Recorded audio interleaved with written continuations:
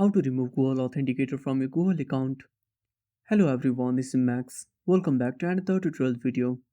So let's start without wasting any time. Also make sure to watch this video till the end. So first of all open up Google on your device. Now tap on profile at the top right corner. Then tap on Google account. Now on the horizontal menu, scroll to the right and tap on security.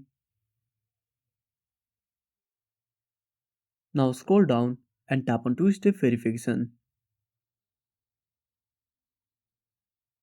Again scroll down. Now tap on authenticator. Now next to Authenticator, tap on the trash icon. Now tap on OK. And that's it. Thanks for watching.